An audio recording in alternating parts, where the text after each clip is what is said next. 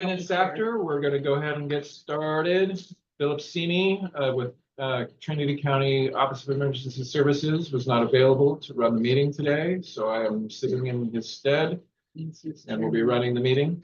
We'll do a round of introductions and then we'll do the in the room, and then we'll call some folks up off the Zoom. So my name is Kelly Sheen. I'm the district manager for the Trinity County Resource Conservation District. Toss to my left. Skylar Fisher, also with Trinity County RCD as the Trinity County Fire Safe Council Coordinator. Emily Acer, TCRCD Grizzly Corps member.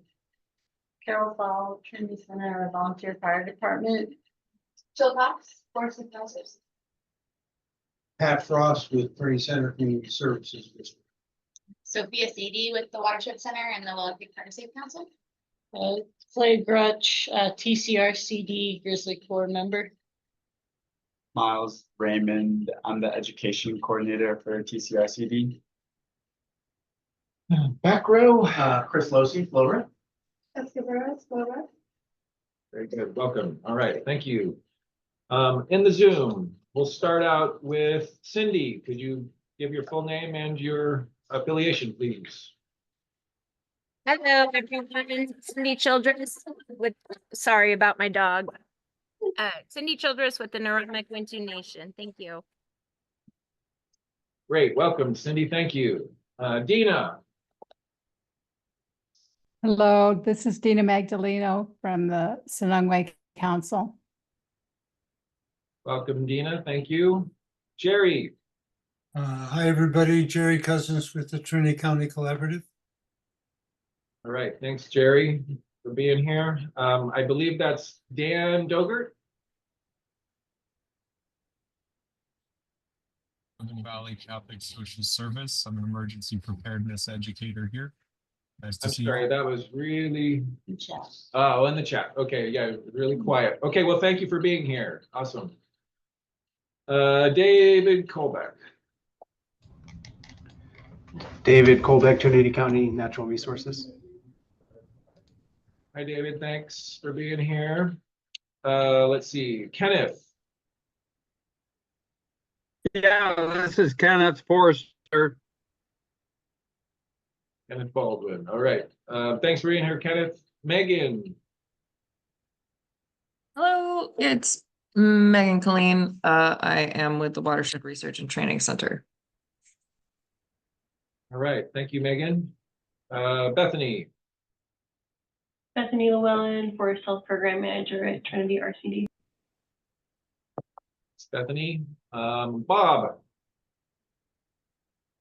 Yeah, Bob Doucette with the U.S. Forest Service. Thanks for joining us, Bob. Dave DeLange.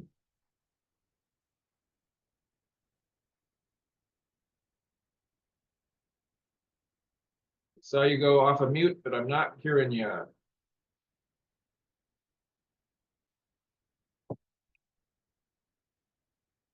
Still not hearing you, Dave.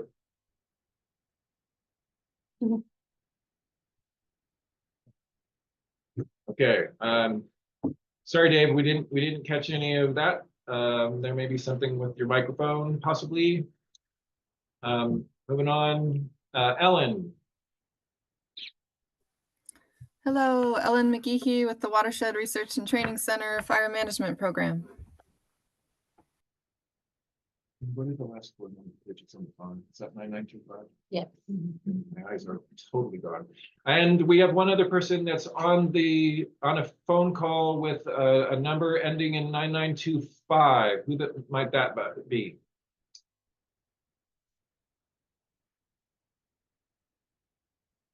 And you're on mute, which is *6. Is that how we get off of mute on the phone? I don't know, I've never called Yeah, it. *6. Sorry. *6. There we go. It's Timber Beck of Trinity Journal. Hi, Timber. Yes, you got it. Thank you for joining us. And I believe that's everybody, unless I missed anybody. I think we got it. All right, then we will move forward. Let's see, additions or changes to the agenda today. Anybody have additions or changes to the agenda? Okay, hearing none, do we need to know of any early departures today?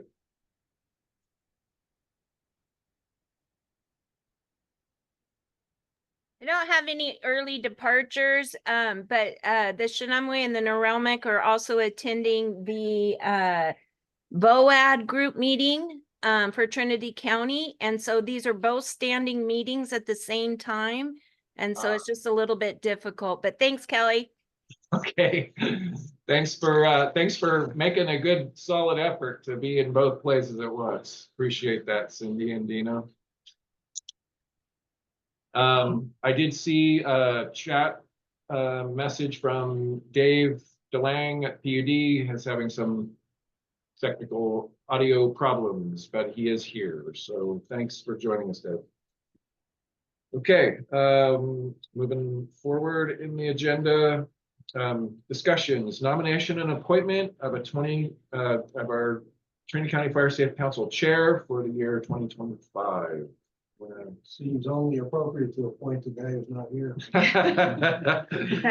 So that is what we said last month, unless there were other nominations, because the goal was that, 1 year we would have the emergency manager and then the next year we would have a fire chief, assistant chief, or their designee, but we haven't had any nominations for anyone from the local BFD. So Philip did say, even though he wasn't going to be here today, which I promise I'm not fibbing because he can't defend himself, he said that he would be happy to be the chair again next year. So I wanted to bring that forward, but first ask if there were any nominations that people would like to make or any good candidates that, because we have one more meeting before the end of the year, because I can also do more outreach if folks would like to see that and hold off and push this to the next meeting.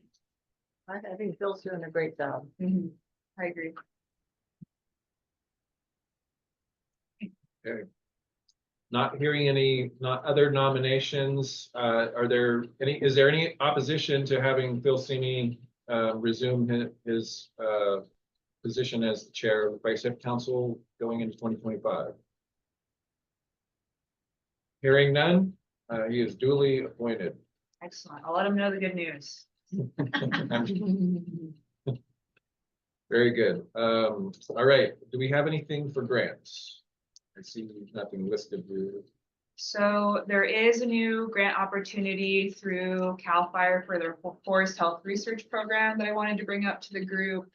There was a former research idea that the Fire Safe Council program was pursuing on the topic of traditional ecological knowledge in Trinity County. I have not been able to reach out on this yet, but having looked at the grant a little bit so far, they do have similar objectives. So I will be reaching out to the same partners that we were working on that previous proposal with some ideas and follow-up discussion to hopefully put it in another concept proposal under this grant funding. But I also generally wanted folks on this call to be made aware that this opportunity is open. When's it due? The concept proposal is due November 14th, I believe. So pretty quick. Is the match required? It's not required. They say that it's encouraged, but the initial proposal is just for concept. And then after a few months of review, they'll invite whatever applications they deem for full proposals. It's pretty much research oriented, right? Yep. So I wonder if there's any value. So I think the last time the RAC approved projects, funded projects, one of them was, or maybe it's 2 times ago, for the Normal and the Tunumwe, for the identifying the traditional lands with signage. I mean, it's kind of a stretch, but it's something at least worth maybe throwing in there as something already ongoing.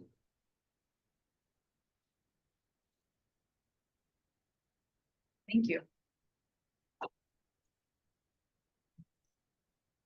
It's not state money, so Potentially list as match. Does anybody else have any other awareness of upcoming grants to bring to the country? well, we got an email, some of us got an email a few days ago from Rick Lutweiler about FEMA money, but it was limited to specific counties that have disaster declarations. Did not include Trinity.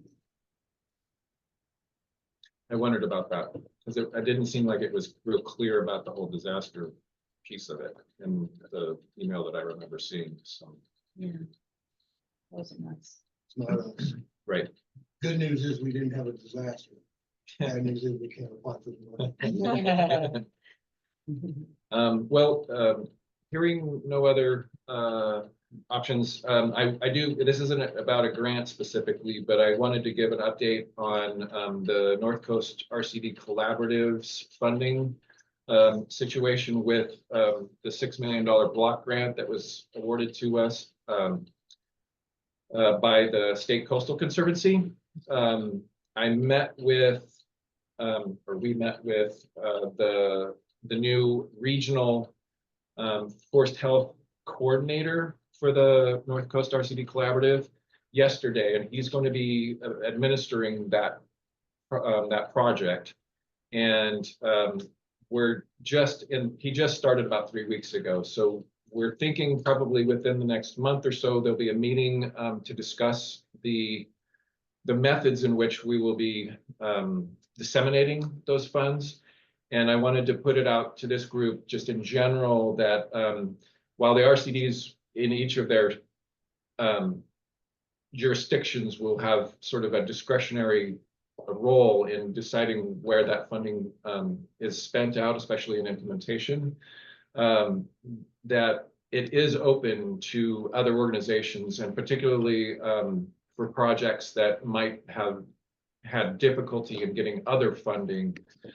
So if anybody here in Trinity County wanted to approach us, we do have a certain number of priority projects that we kind of are thinking about that haven't been funded through other sources that this would be applicable for, but the Trinity County RCD, as more of an implementing organization, will have a fairly significant chunk of that initial $6 million award, probably to the tune of about 800,000 to $1 million, maybe, with most of that going towards direct implementation.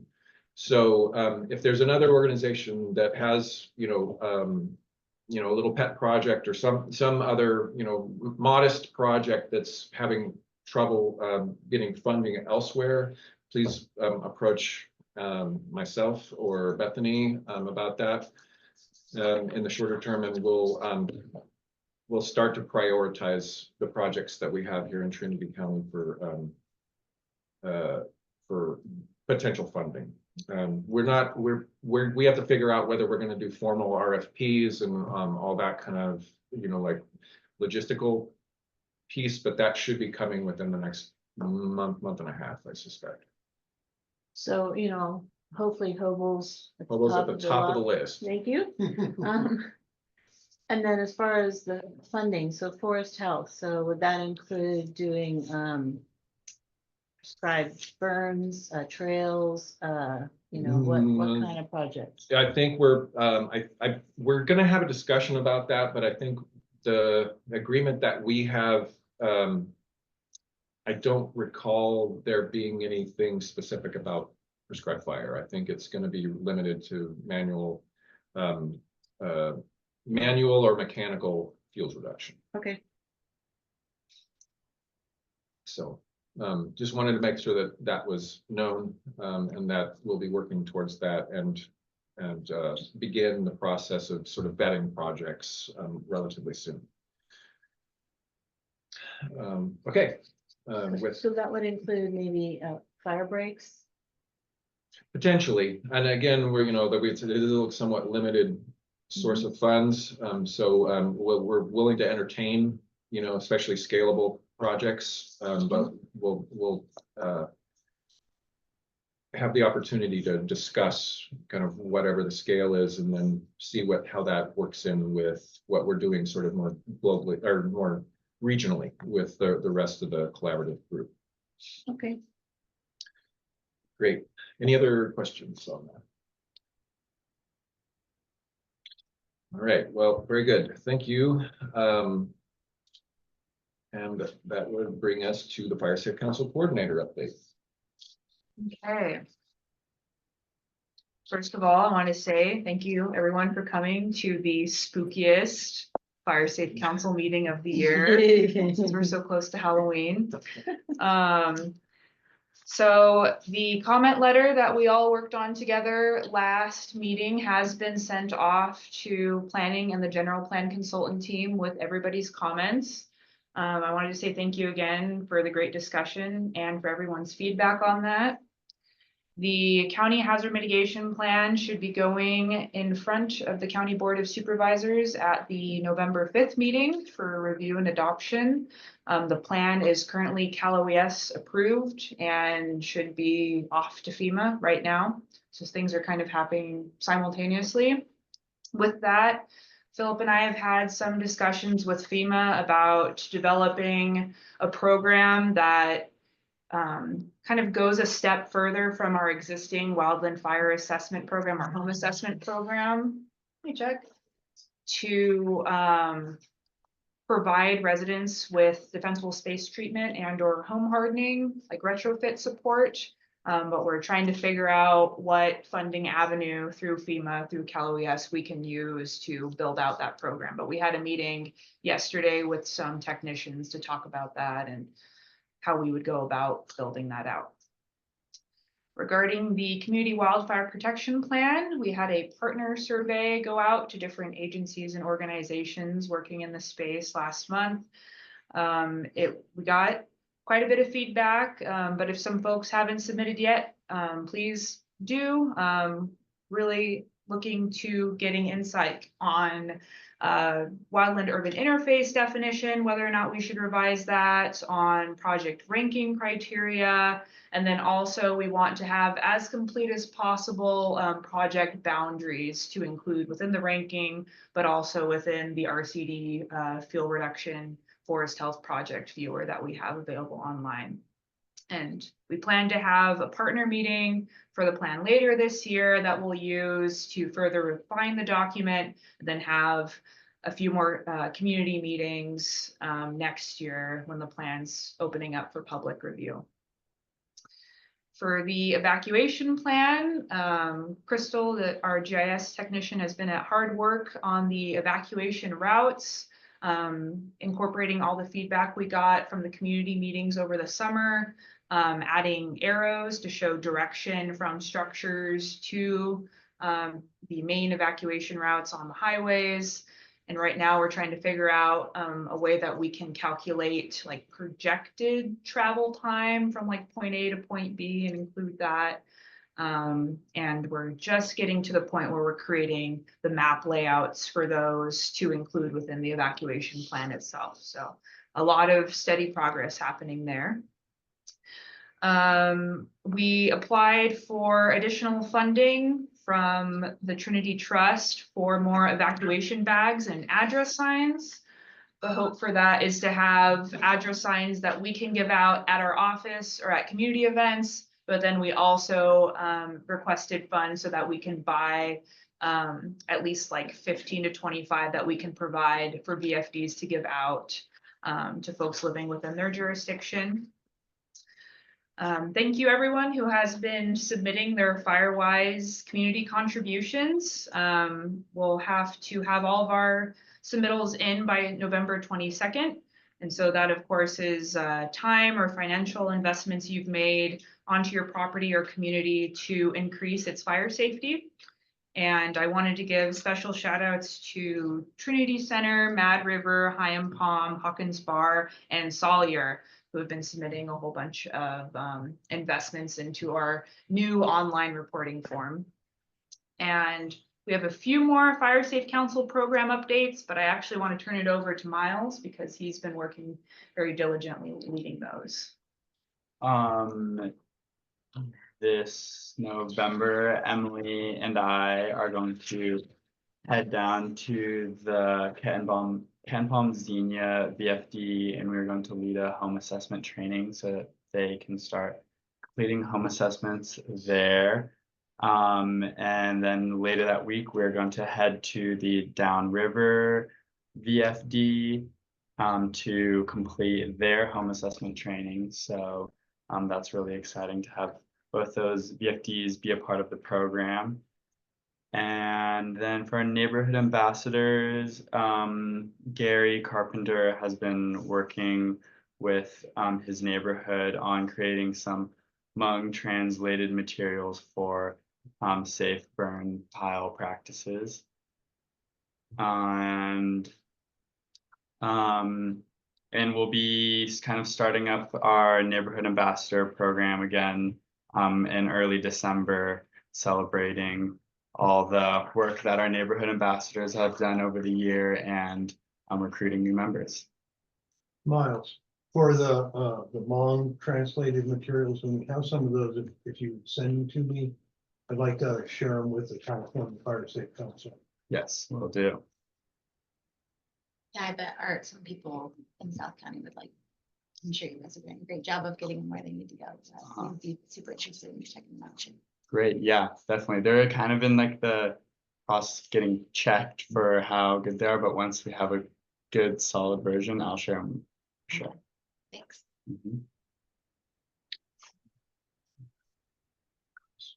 And that's all from me. Can I ask a question about the evacuation routes? Yes. How did you guys ever resolve driveways? Because when you said you're gonna have routes from structures to wherever, I mean, you're not gonna actually include people's driveways again, are you? Haven't removed, so there were some roads in the existing county layer that had the driveway connection. Where we found them and identified driveways, we tried to remove the evacuation routes. But just based on like the time and capacity on the project, we didn't want to revise like all of the roads that then like also included the driveway, but we made sure that we weren't adding on any driveways as evacuation route, that we just did it based on like the base road layer. So the base road layer is supposed to be county roads? Well, it has, I think, like county roads, private roads. Water service. It doesn't have all driveways, but it has significant ones that usually have, you know, that are addressed. So like, so longer driveways that have multiple, you know, private residences would be included in that, but not like, you know, if you've got like Long Canyon or something, if you've got somebody that lives way up the top of the hill, frequently we won't have their entire driveway. Okay. Because, you know, I still hear concerns from people about they don't want their driveways on a map. And so, you know, I just pass that along. Only, I mean, by and large, only addressed driveways. So like if there's a private drive that gets to more than 3 addressed homes, then we would have that in there, but like a private driveway, typically not. Okay, cool. Unless it was included in some, you know, like a CWPP process or something like that, like somebody wanted it to be there. Got it. Okay, cool. If there's any like specific driveway that somebody's like worried about, like their driveway that they want to be removed, like they saw it in the community meeting, like please have them reach out to me, or you can let me know and we can see about removing it. Okay.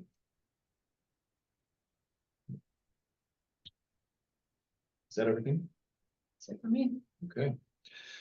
Before we move on to the partner project updates, we have a couple of new attendees. Can I have Chuck, is this, introduce yourself? Chuck Kobe from the Fire Department.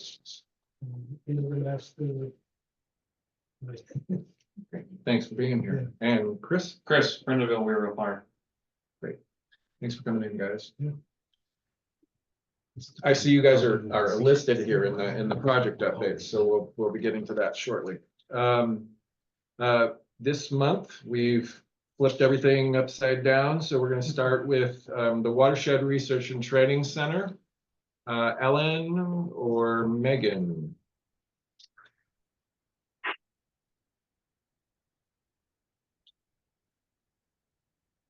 Ellen or Megan, are you guys with the Watershed Center? Are you guys available to give us a report? Sophia? Or Sophia? Yeah, I can give you guys a Hey. report. Sorry. Ellen, do you want to go first? Sure, I can jump in. Sorry, I was struggling with my mic. No problem. So we've done some prescribed burning in the last week in the Weaver Basin. As some of you are aware, I think some of you were there. We were able to accomplish 36 acres on private property in the 10 Cent Gulch area, just east of East Weaver there, up on Jackass Ridge. Encourage everybody to check out the fire effects. It's on the public trail system. We were really pleased with the effects. We were a little bummed because it started out looking like a really great extended burn window, and then the wind event yesterday cut that short. So we did have to just go ahead and secure what we had on Tuesday, and then the unit rode out the wind really well yesterday. So we feel really good about it, but we're going to be continuing to patrol out there and just excited to have gotten that window. It's hard to get a window in Weaver Basin between conditions and smoke direction. So we were excited to get what we did and hoping for more at some point. I'm happy to take questions if people are curious.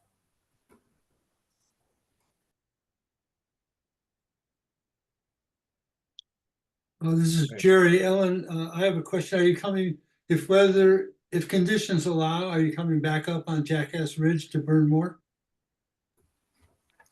If conditions allow.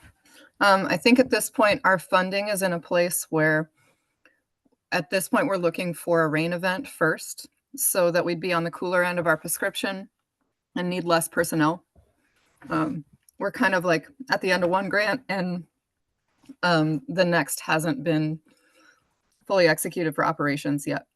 So, but we are hoping to get that window after we get a little shot of rain and go in there. And if people do go out and check fire effects, if you go on this sooner, just be really careful and aware of overhead hazards, damaged trees, residual heat, that kind of thing. Great, thanks. Very good. Sophia?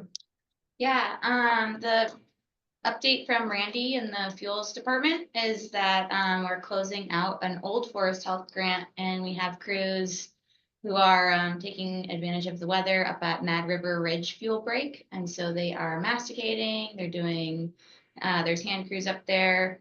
They're falling big dead trees that were, they had a lot of mortality up there in the past couple of years. So they're taking out some of those. And they think that they're going to be able to complete that whole Mad River Ridge fuel break this season. So pretty exciting. We've been doing community chipping down in South County. So Hay Park, Hyam Palm, Xenia, Ruth, Trinity Pines, all that. And it's been going really great, but we are going to be wrapping up here at the end of the month. Also doing a little bit of defensible space work down there. While we can, if we have extra funding and people haven't signed up, which has been really great, doing some model homes down there, kind of make a good example for people to see.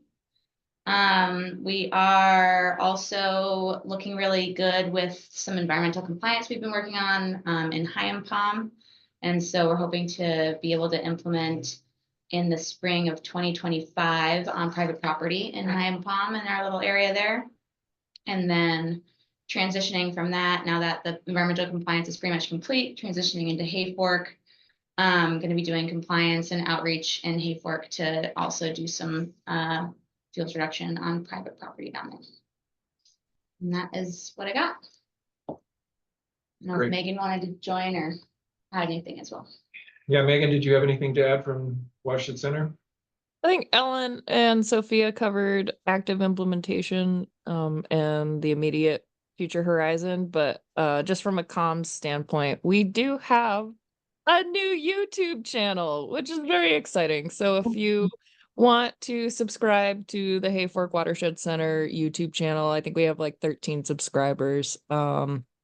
So yeah, we hope to put more videos up. Right now we've got the entirety of the Spanish treks documentary, which is a 13-minute long video, and all of the promo videos that we've been posting leading up to that publishing or that publication. But there will be more videos in the future. So just yeah, we're excited about that. Do any of you guys know where we're at on the Bowerman Cooperative Fuel Break? The NEPA?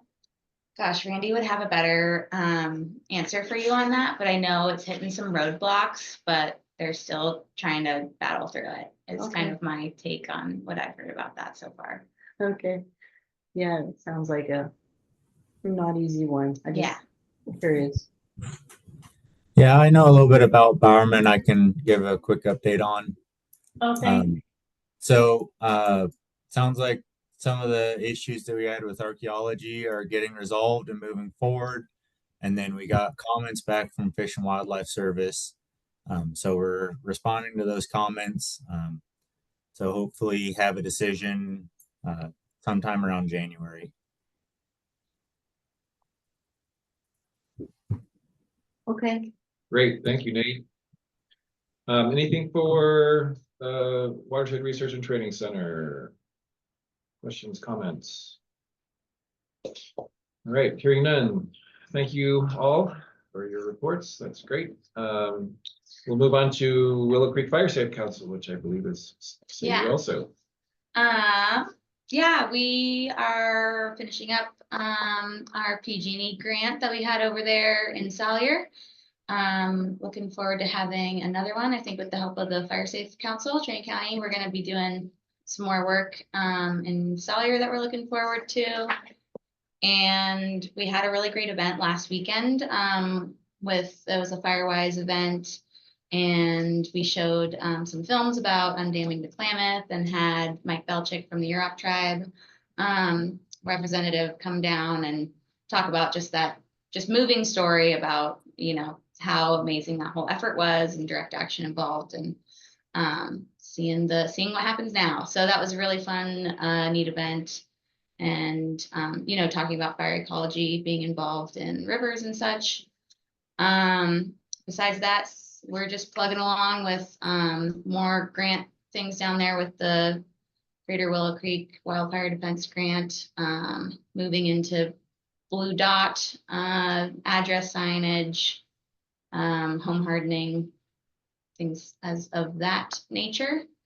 And working a little bit as well with a coalition of groups that are trying to get trails going. We have a little bit of a window to try to work with the Forest Service to reopen the Tishtang Trail, which is a downhill mountain biking trail out in Horse Linto. So trying to just keep some movement going on that.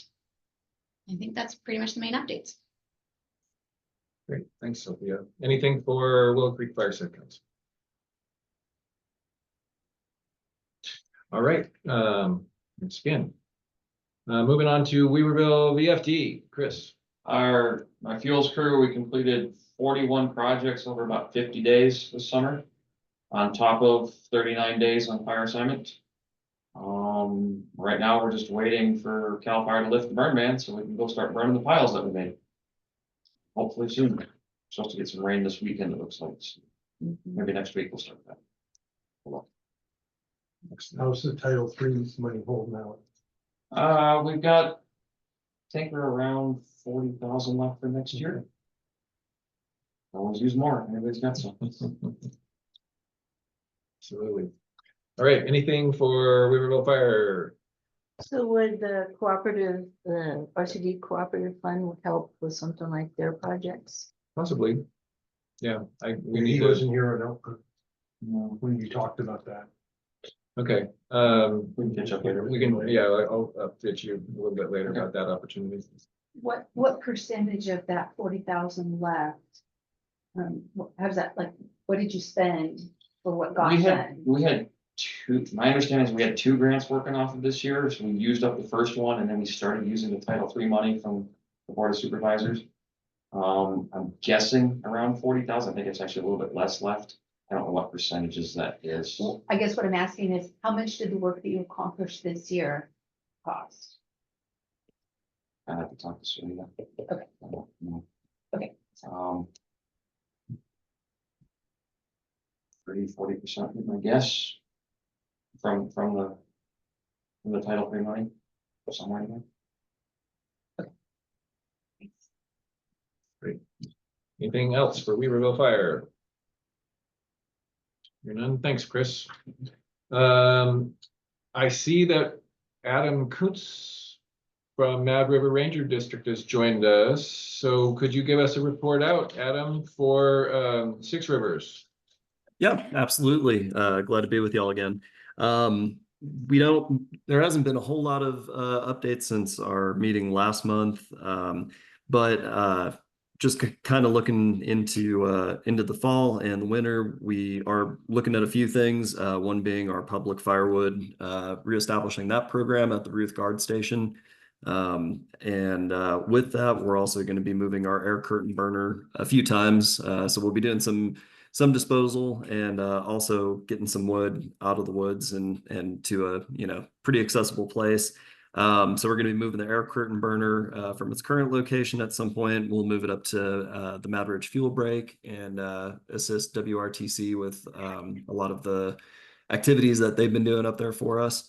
So we will be running that at some point, and then we will probably later in the winter move it over to Ruth and the first 48 project area, which is in Ruth and South Fork Mountain on the west facing slope.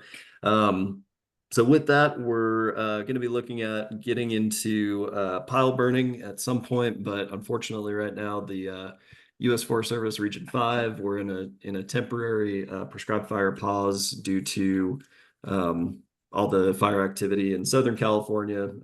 So we have like I said, we have that temporary ban on burning for the Forest Service side of things. But when that is lifted, we will be looking at going after some piles in the Lassix, as well as two areas in the August repair project area, upper North Fork of the Eel, off of Doublegate Ridge, and then Salt Creek, which I believe is just south of Doublegate. I believe on Harmon or Hammond Ridge.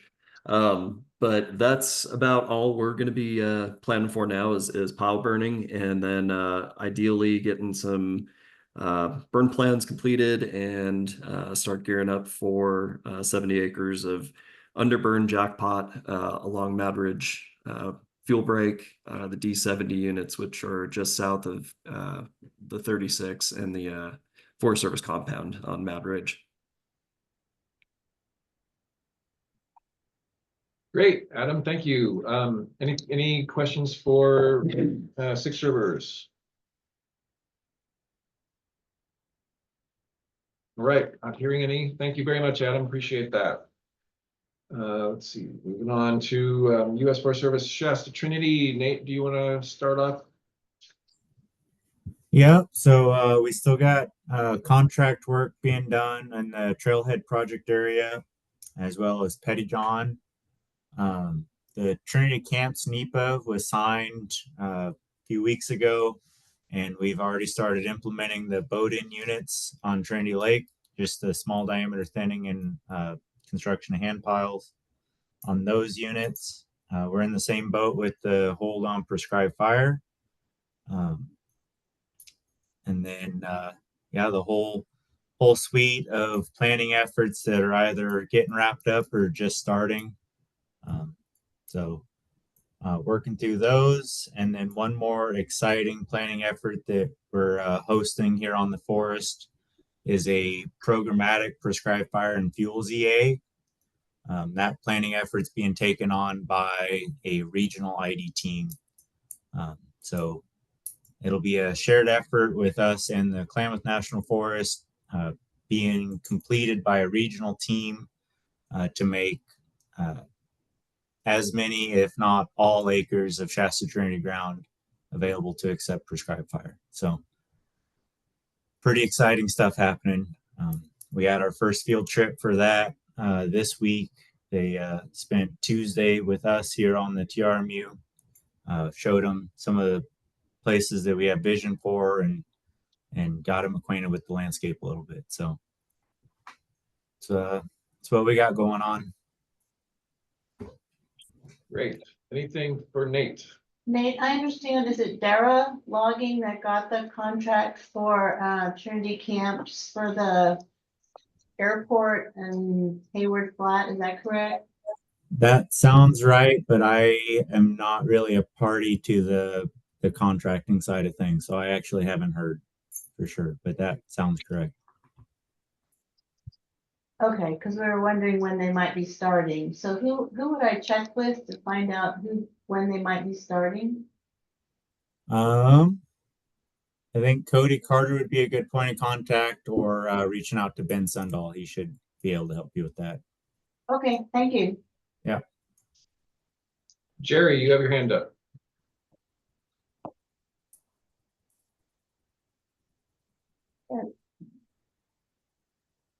Jerry, did you have a comment? You're muted if so.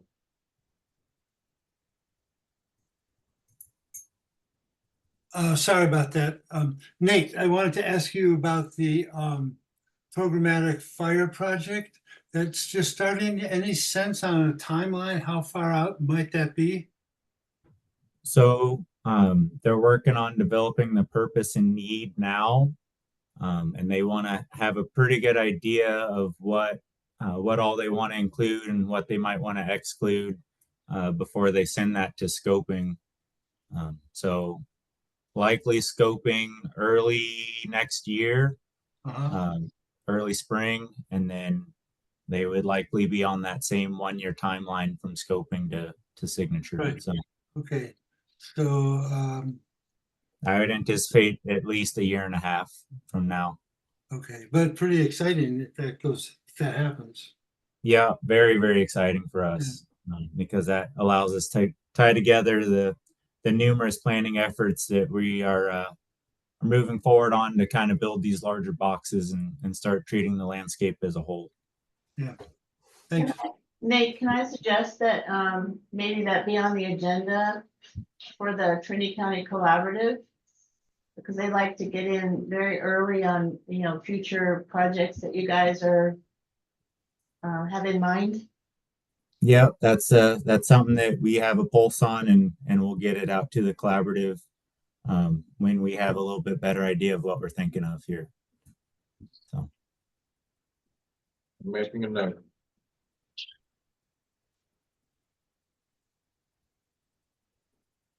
Very good.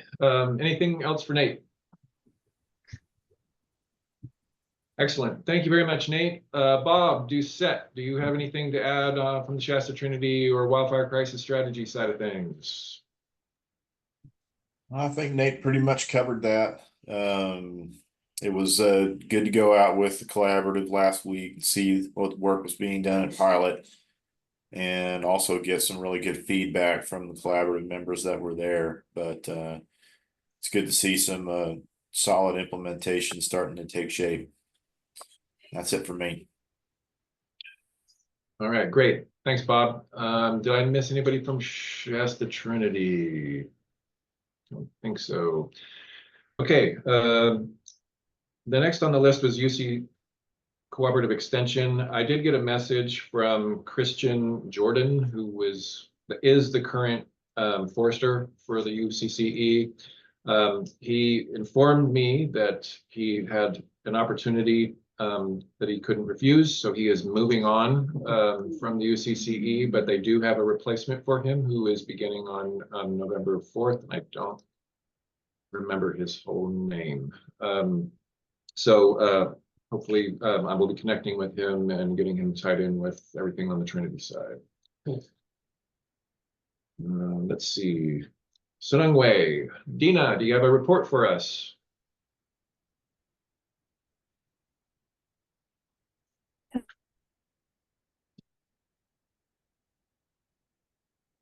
I saw you unmuted for half a moment, then remuted. Okay. There we go. Okay. I do have report. What a couple of exciting things are happening for the Sunungwe. We received a grant from the California Truth and Healing Commission for us to work on our federal acknowledgement process, petition, and also to do co-management. So looking to enter some co-management agreements with the federal, state, local agencies and organizations is something that we're going to be doing more actively. And we have a consultant who's going to assist us with that. And we also have a preliminary decision from NOAA that that there's going to be a grant given to MCWIC, the Mid-Klamath Watershed Council, to work with the Forest Service and Six Rivers, MCWIC, a consultant on the coast, and the Snungway tribe on putting together an inventory and then a management plan for the coho on the Old Campbell Creek, which is the first creek on the South Fork of the Trinity River. And managing for that area is important because it's the one creek on the South Fork that still has native coho in it. And we're very concerned about it because every year for the last several years, there's been a forest fire in that very region. And so making sure that the habitat stays healthy for those fish is something that's very, very important to us. And so we're not guaranteed it, but we've gotten much farther along in the grant process than we have in several years. And so that is something we're starting to actually start to make plans about and have meetings. And we think it'll be something that's very good, not only for the fish themselves, but the forest as well.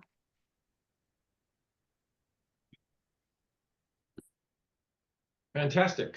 Anything for Dina and the Sonoma tribe? It's all very exciting news. Yeah, congrats, Dina. Yeah. Fantastic. Well, thank you very much, Dina, for that report out. All right. I know that Dave DeLang was having some issues. It looks like he's dropped off, but it appears that we have a written report from Trinity PUD. Yes. So I have the RAP project, NEPA CEQA document will be out for public release / comment on the 7th of November. And TPUD is hosting the Wildfire Safety Advisory Board, CPUC, to a field meeting on the 6th of November, not a public event.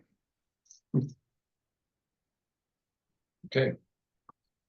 Thank you for relaying that. Trinity County RCD. Bethany, do you want to go ahead and start us off? Yep, I can start. On the fuel side, we are also finishing out a large CAL FIRE Forest Health grant this year. So we have active contracts on Reading Indian Creek, Little Browns Creek, or not Little Browns Creek, Lake Forest area and Pettytown area, all closing out in the next 6 months or so.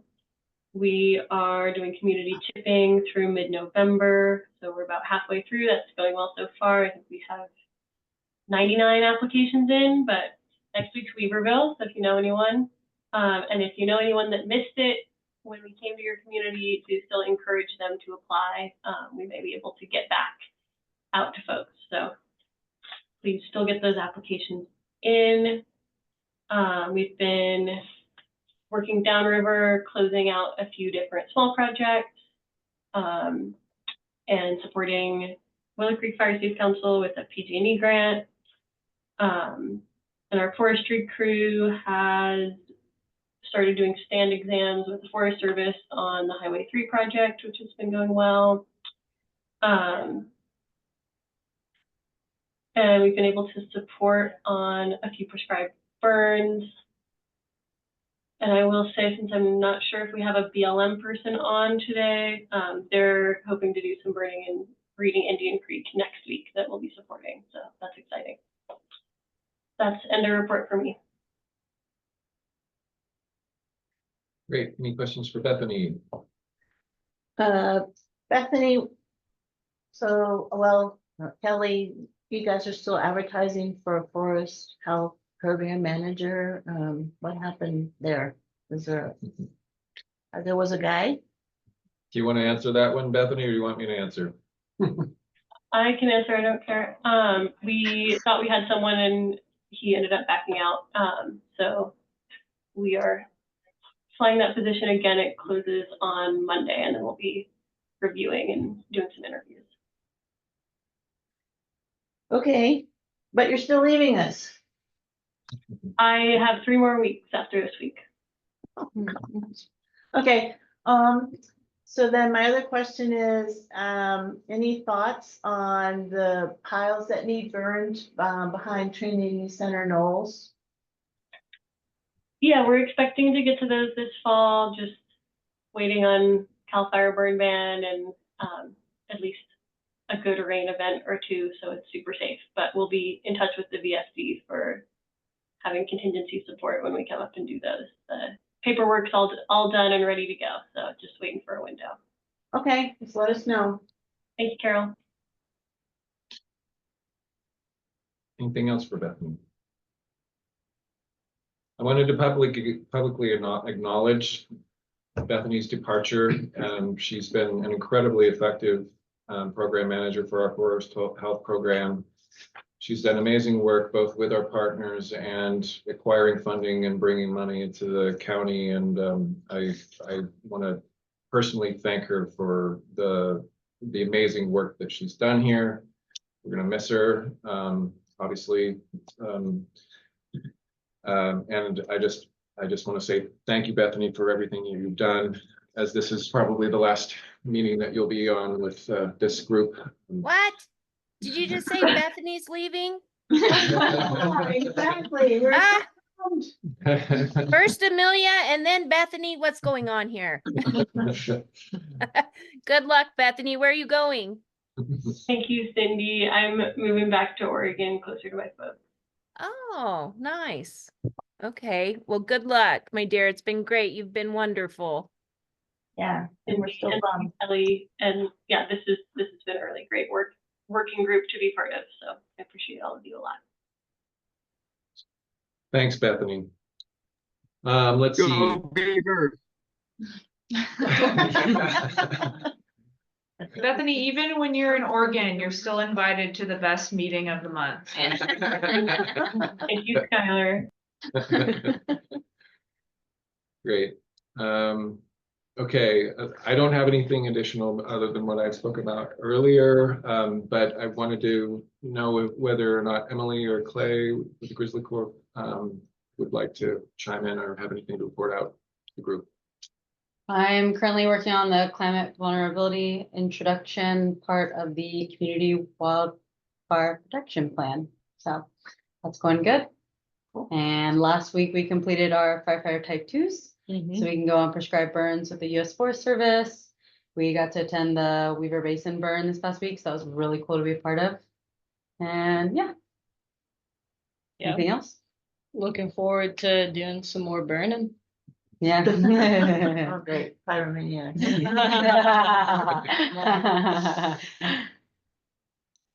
We need more. Yes, we do. Great. Thank you both. Anything else from Skylar or Miles? I don't think so. Okay, we'll call that good for Trinity County RCD. Planning. Yes. It looks like David Colbeck has dropped off the call, but he did have a report out in the chat. David Colbeck with the Trinity County Natural Resources Division says that his update is Junction City Project Collaborative Meeting happened on September 27th, and NEPA is advancing. And that's a third-party NEPA with the lead being Watershed Research and Training Center. Hayfork Valley Environmental Compliance, as mentioned by WRTC, is also moving forward. RCD Meadows project, which I believe is our DOC project. This was something else that he's working on. And then Rat Tail project, NEPA is advancing, and that's with the Six Rivers National Forest. So David has sort of become sort of the de facto partner-led NEPA ID team lead for both the Watershed Center and the Trinity County Resource Conservation District. So he's a very busy gentleman as of late.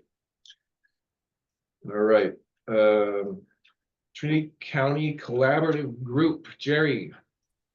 Thanks, Kelly. The collaborative has been busy with field trips, and several people in the meeting here have been on some of them, so please feel free to add on. As David mentioned, at the end of September, the field trip went out of Junction City, up on Hawker Meadow Road, and then up Soldier Creek. My takeaway from that field trip was looking at incredibly steep country with hundreds and hundreds of burned dead trees, and how to clean it up so it doesn't become fuel for the next fire coming up. So there's a lot of discussion on how to approach that. I think one of the resolution was to, so it's ground that you can't have equipment in, you can't even safely send people down to work. When you put the trees down, if you can, they will just crumble. So I think there was a beginning of an agreement that the perimeter would be burned. So there would be a catchment area around, and then go into the interior of that and then burn out all the remaining dead fuel. It was a great discussion on techniques.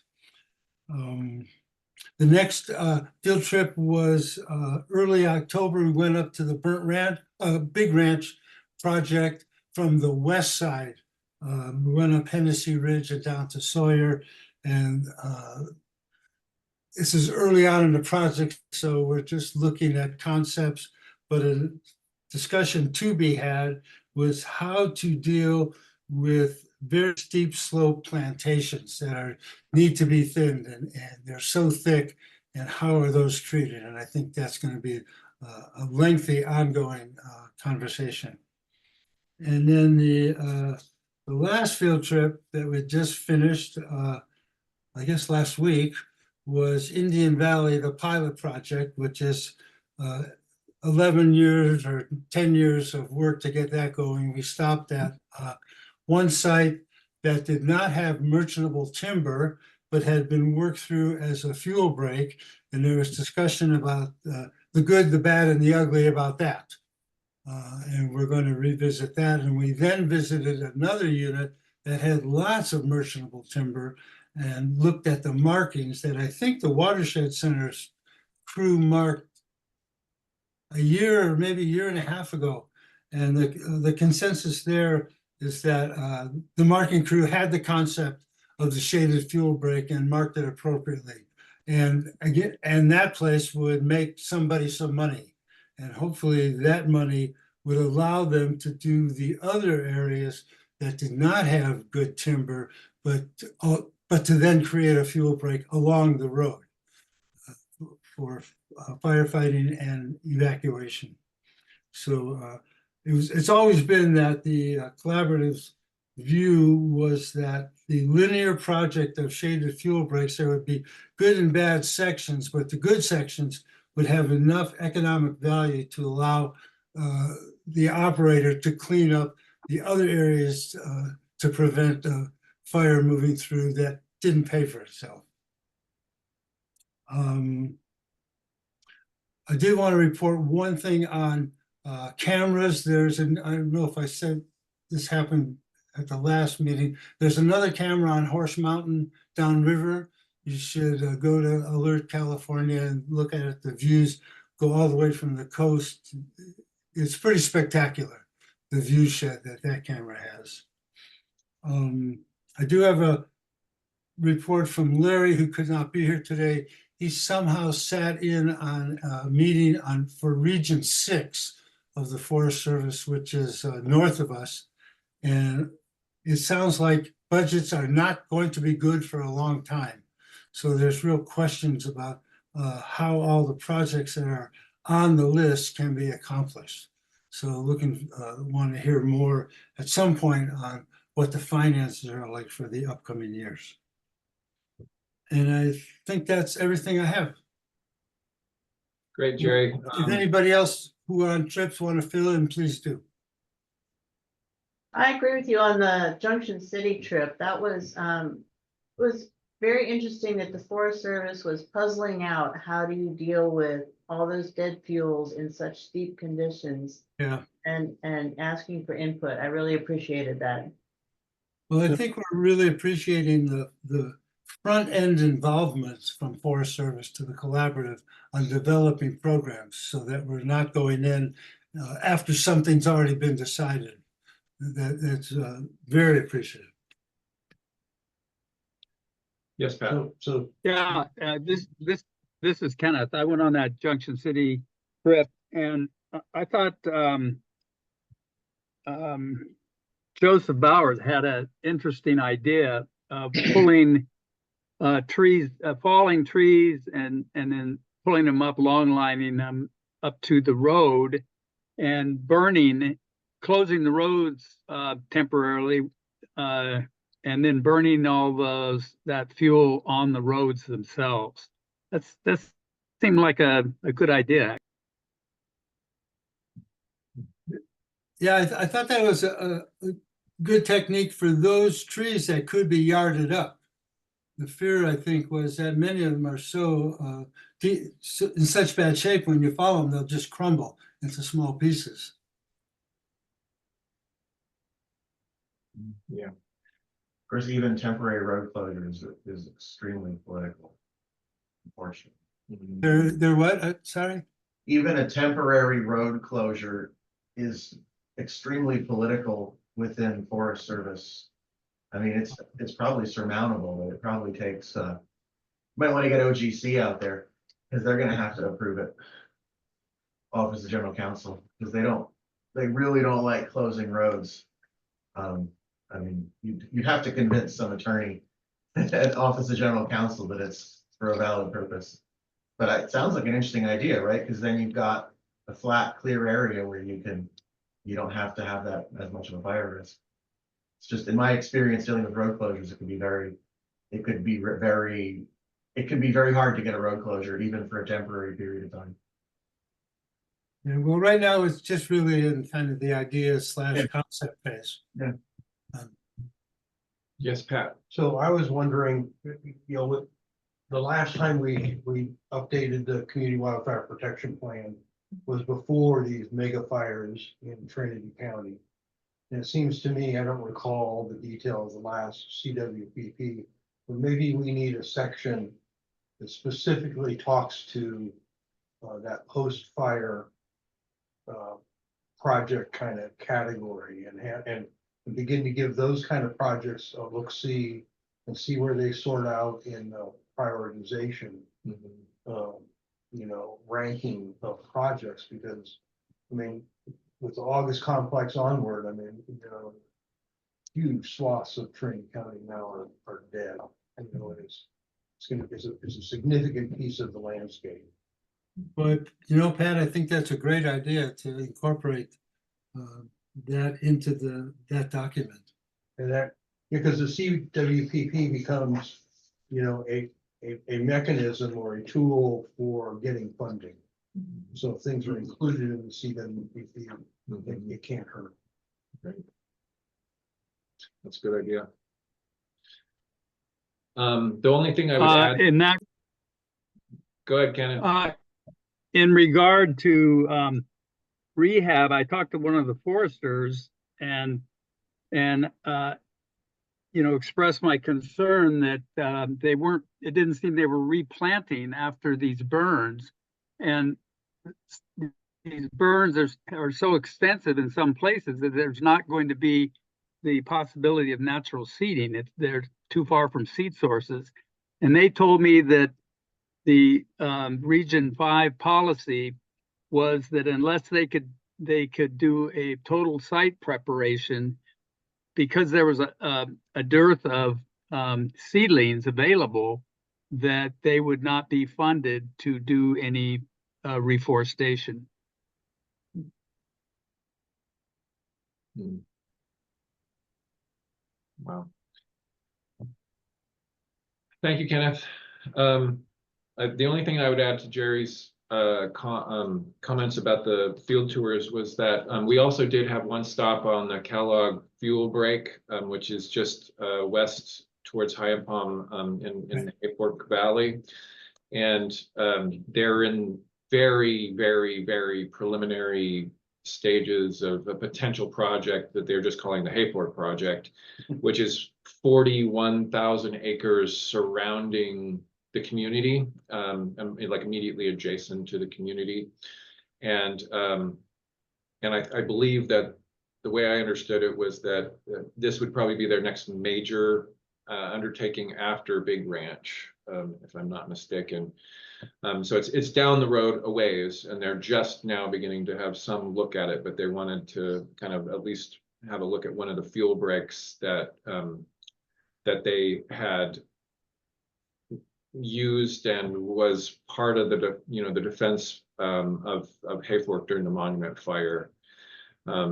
Part of which was rightly pointed out that the fire blew through portions of it and still threatened private property, but sort of denoted the site was interesting because it was like burnt on one side of the basin, and I mean one side of the draw where we were standing, and then the other side where the fuel break had some scarring, but not, there were still green trees in it. So so this project would be significant and pretty much be an extension into the landscape of the areas outside of some of the field breaks that they've put around the more solid pieces of private lands within the Hayfork Valley. And we had some of the similar conversations about like how to deal with steepness of terrain and the potential of getting away from linear features and treating the landscape more as a whole and things. So it was I thought that was a pretty decent conversation. So Nate, how big was the Junction City fuel break? Wasn't that 30-some thousand acres? So Junction City, the proposed project that's going to be partner-led NEPA with the Watershed Center, is currently at 3,800 acres, with the plan of maybe increasing that to the 5,000 acre kind of world. Okay, all But right. that is strictly focused on the linear features surrounding Junction City. Okay, thanks. And Right, but the Big supplemental- Ranch, the Big Ranch project, that's somewhere 30,000 acre, which is Corral Bottom, up and around, back down towards Sawyer. And the map that they shared for Hayfork that Kelly was referring at the Kellogg fire break was, what is it, 41,000, I think, but I think that was just a really big splash of country that they were looking to work into. I don't know if that'll end up at 41,000. Yeah, the area that they identified was 41,000 acres, but it was probably unlikely that they would end up having treatment throughout Right. that entire area because of access issues, especially on the northern side of the basin there. Yeah, it felt like that's the point they wanted to study to get more specific in the future. Yeah, very, very conceptual at this stage. Great. Thank you very much, Jerry, and all the other comments. Any other questions for the collaborative group? Next full collaborative meeting is November 15th. That's correct. Rec committee meeting is on the 8th and the full collaborative meeting is on the 15th of November. Coming right up. Okay, we're on to Trinity County Board of Supervisors. Jill. So tomorrow I have my quarterly meeting with Supervisor Berkey. So I've reached out to a few of you who have funneled questions through me to her before, but if you have concerns that are appropriate to that level of engagement, if you would reach out, I'm more than happy to share those with her and provide feedback. I think the big thing is just their budget crisis. Yeah, it's on the list. Yep. Yeah.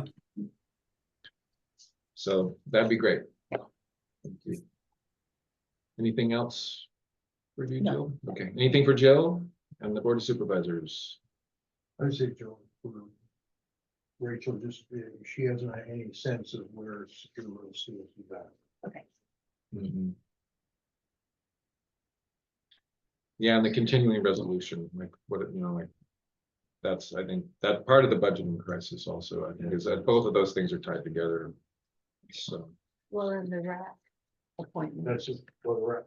Hey, did our letter go out from the Board of Supervisors on the rack? I sent it to Heidi, so I didn't actually circle back with her about whether that got onto the agenda or not. Actually, that's kind of on me, but I know that I'm remembering it from here or there. Oh, look, I'll tell you. Good question, because I know that I got it off to her, and she said, and well, her and Trent both sort of were like, yeah, we'll get that done, but I actually Then there didn't, I haven't was all the been, budget hearings and. yeah, it was kind of a really dense period of time, I think, so not sure if it actually happened. Okay, Trinity Center VFD. Carol. Well, I just want to let the group know, the different fire departments have what's called a local cooperative agreement with the Forest Service, which in the past has pretty much been interpreted to let the local fire departments help Forest Service in initial attack if there's a wildland fire. We're in the process of renewing ours because it expires in December. And as part of that renewal, one of the questions that has come up, and we had a good discussion at the fire chiefs meeting last week, is the agreement limited to just initial attack? Or can the Forest Service use that agreement to hire the fire departments for other tasks? Like when they're short on staffing, they've had contract firefighters like sitting at Coffee Creek or some of the other local stations, and could that agreement be used to fund those? So the answer that we got is actually yes. They're kind of interpreting that agreement a little bit more broadly. They could use the agreement to pay fire departments for these kind of, less immediate services. The difficulty is there are two different pots of money. So there's always the wildfire budget that's like, okay, put it out, and that pays for, that initial attack kind of funding. The funding for us to staff a station is a different pot of money, and it's, up for budget discussion. But anyway, that was good that they kind of reinterpreted that agreement to let the fire departments be, more responsive locally and, earn a little money. And at the same time, they're also developing separate agreements with some of the fire departments. Right now, we're working on one with ours that would let us participate in the prescribed fire responses. So, and have our engines and our guys, get paid to do that. So anyway, just from a fire safety response capability kind of issue, I just thought that might be of interest to the group. Yeah, Carol, I have a question about that. Wasn't there issues over the years about the fire department's initial response and then not getting paid for times that they were just there and not actually doing? There was some. Yeah. So Yeah, do you think that this broader interpretation will help the fire departments get paid for the real time they put in? Not necessarily. I'm sorry. The national standard is that you have to be on a fire for 12 hours before you would get paid. The Trinity County Fire Chiefs objected to that, and so some of the agreements were signed, like our Trinity Centers, that if we're on a fire for 4 hours, we don't get paid for the first 4 hours, but then we start getting paid, so they had to go to the national office to get that, reduced from 12 to 4 hours. So we're hoping with the renewal of our agreement that it'll still be 4 hours, but we don't know. Oh. Okay, But yeah, if it's 12 hours, then, I mean, the Fire Chiefs Association basically said, okay, Forest Service, we're not gonna donate 12 hours of our time, and our equipment, so right, you're on your own. okay, good for you. Yeah, I had a conversation in an email with Rachel not that long ago about that. I didn't copy the date into my notes, but she had said that it was 4 hours and that was consistent with the national, and so that was good. So I'll review that with her. Yeah, because we've been, some of the fire departments here have 12 hours, but some of us signed, Weaverville. Weaverville didn't sign because of that. Yeah. So, we just kept squeaking, so we got it down to 4 hours. She said we're developing similar MOUs for prescribed burning activities with our VFDs on the Shasta Trinity as well. The rules are consistent across the force on this too, so that's good. Maybe causing a bit of confusion because MOUs are different from our local agreements. So what she's talking about is there's the local cooperative agreement, which nationally is 12 hours. We managed to get down to 4 for our department. Then the separate agreement that I was talking about for prescribed fire assistance. Yeah, that would be just immediate. Okay. From the time you There's show that up. local agreement, the LCAs, and then there's the MOUs, and they're totally just separate. Right. And so you want me to check in on which one? Well, so You can tell me later if you want. I have to take their time. Is that all, Carol? yes. Okay. Siren. Oh. Trinity Center's getting a siren. They have the siren up, the pole's up. It's really, the siren is huge. It's half this table. Wow. We're getting it wired up on the 4th. So PUD put in the pole. PUD put in the pole, Sharp Electric, so Trinity County OES paid for Sharp Electric to do the electrical work.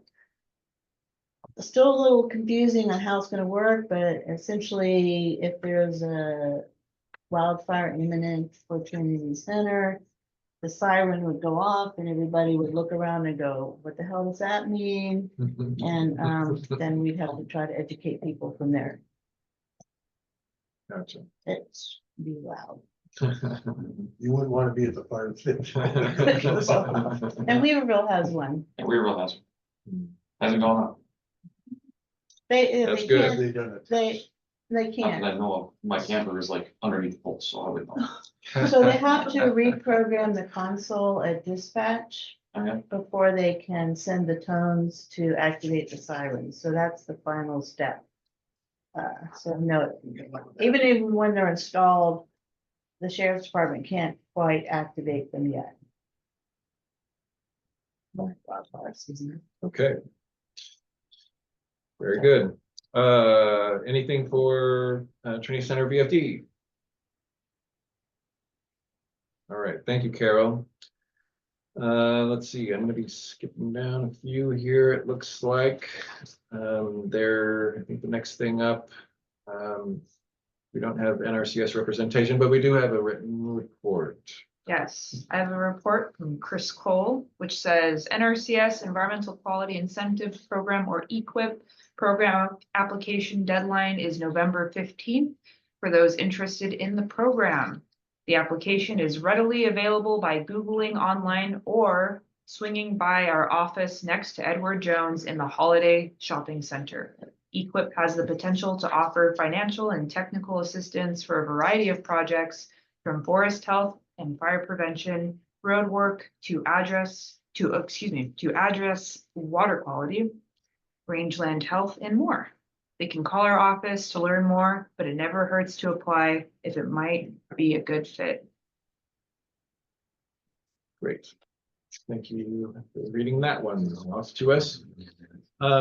It isn't actually on our agenda, but I know that Dan Doger, it sounded like you had a little bit of issues technically speaking earlier. I didn't know if you wanted to have a report out from Northern Valley Catholic Social Services or not. I don't know if you can hear me, but no, I don't have any report out at this time. Sorry about the technical issues earlier. Well, we can definitely hear you now. I adjusted my mic. I think that's what was wrong. Okay, all right, nothing to report. Okay, well, thank you for joining us. And it looks like Cindy dropped off from the Norilsk, so we'll skip. So Lewiston VFD, Chuck, do you have anything to report out for us? Not a little report. I'm looking for some help from the group. Got a property. I've been working with Bethany on this. She said to bring it up here. Property across from the Moose Lodge that really needs some attention. We've got some broken trees, some down trees, some limbing up that needs to be done. Which group should I be working with and figuring out? Some people say it's BLM, some people say it's not. Well, we certainly can assist you at least in identifying sort of the extent of it and who the man, like, you know, the land management managers are, or private versus public or whatever, so we can assist. Is that the access point to the river there? Yes. Yeah, okay. So we've looked at it on the parcel viewer, and it's kind of a weird spot because there's BLM property, but then there's some state of California property. And it's that state of California property that I am not sure who to reach out to. It's CDFW, but I don't have a good contact for fuels for CDFW. That's a good question. Wasn't, I mean, at one point, didn't, well, Cal Fishing Game have offices? They had property over there somewhere. So That's right, yeah, they had an office in part of there. that same parcel. I don't know, I kind of have the local go-to, Kate Blanchard would be the person I would want to check in with, just to at least like point us in the right direction potentially. Stop at station 60, see what those guys know. We still have a phone number for somebody to call. Are you talking about Cal Fire? Yeah, Cal Fire. The Cal Fire, 60. yeah. Stop up there, they might be able to point you at least in the right direction. Kelly, I don't have Kate's contact info. That sounds like a good place to start. Can you share that with me after this? I can forward that to you, Bethany, yes. Thank you. So, yeah, we'll work on that. Anything else? Okay. All right, anything for Lewiston Fire? Thanks. And just so that you know, I'm sure Bethany probably has kept you up to date on this, but you know, we've been working with the BOR on that piece uphill of the sub. I'm trying to get some work done in there, and we've signed off on our end a document, an MOU for getting some work done in there. And Bethany, am I correct in that I haven't seen anything back from BOR yet on that? I think we actually do have an executed MOU with them, but we're still waiting on environmental compliance from their end to be able to do work up there, which has been pretty behind schedule. Gotcha. So anyways, we're getting closer. Because that 110 or 120 acre parcel definitely could use some work. So we've been, you know, obviously doing some work in the was it Mountain View kind of area up, like uphill from there. So hoping to get some work done in that BOR parcel there. Will do. All right. Thanks, Chuck. Let's see. Let's see anything from High and Palm. Flora, I'm gonna also insert you guys. Do you guys have anything you guys want to report out to the group? Probably next month. Okay, fair enough. Let's see. I think we've gotten through. Is there anybody else for the good of the order that would like to report out to the group? As we have gotten to the end of our partner list. Kenneth, yes. Yeah.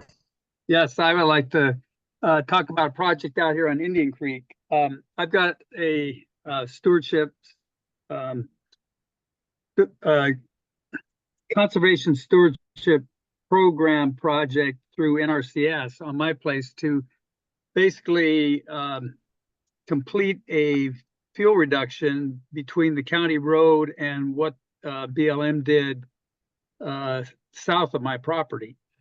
And I had about 40 trees. I hired Mike Dunlap to fall, and he got them on the ground. And I was going to have Sean Patton skid them across the road to do a project on the other side of the county road. But the Yurok tribe has a project on Indian Creek, the one that they put in 3 years ago, and they're extending it up the creek. And so they came in and picked up most of my logs for me and got them out of here and did a great job. And they also got some snags off of BLM adjacent to my property. So I've got about 15 slash piles now, and I'll probably end up with another 15 ready to burn when the rains start. So I thought I'd talk about that. So what are the Yurok doing with the logs? Well, what they did before is as they leveled off the floodplain, they stuck them into the ground at various places for So like purposes. large woody debris kind of thing? Yeah, but they've got them sticking up in the air. So I don't quite understand all that, but you'd have to talk to them about that. That's cool. Not a beaver dam analog. Doesn't sound like it. No, and not a South Fork Trinity analog like they tried once, and most of those logs ended up in the High Palm Valley, which a lot of woodcutters were happy about because they cut them up for firewood. All right. Excellent. Well, thank you very much, Kenneth. Let's see, next meeting, it seems like we've got at the end here. Next meeting is December 5th. We're shifting because normally the fourth Thursday happens to be Thanksgiving this year. So at the last meeting, we decided to push to Thursday, December 5th, and that will be in lieu of both the November and the December meetings, as I recall. Yeah. So unless there's anything else from anybody, I think we can call this meeting adjourned. Thanks, everybody. It's a good meeting. Thank you all.